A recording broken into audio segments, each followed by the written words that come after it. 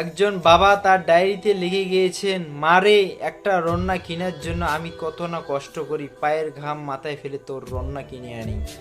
মারে কোনো ছেলের জন্য এই রন্না খুলে তার ইজ্জত নষ্ট করিও না। বোন, আপনাদেরকে বলছি, আপনার পর্দা করা ফরজ, আপনার পর্দা করা ফরজ, কিন্তু এখন মডার্ন যুগ, এখন কাউকে যদি পর্দাশীল হতে বলো, পর্দার কথা বলো, তো নিজে বলে কি my life my rules my attitude my style. বোন, যখন এই কথাটা যখন কবরে যখন যাবে, মুনকার নাকিরের সাথে দেখা হবে, পারলে এই সওয়ালের উত্তরটা দিও যে my life my rules my attitude my style. বোন, এখনও সময় আছে, পদ্মাশীল হয়ে যাও, কারণ খোসাবিহীন চকলে হাজারো পিঁপড়া জমাট বাঁধে। যে ছেলেটা তোমাকে দেখে আজকে মজা নিচ্ছে, তোমাকে হাও বলতেছে, নাইস বলতেছে, ব্যাপক বলতেছে, কিন্তু আসলে ওই ছেলেটা বিয়ে করার সময় পদ্মাশীল মেয়েই খুঁজবে।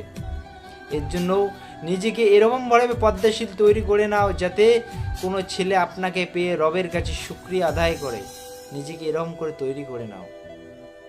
আল্লাহ তাআলা সব নারীকে হেদায়েত দান করুক, আমিন।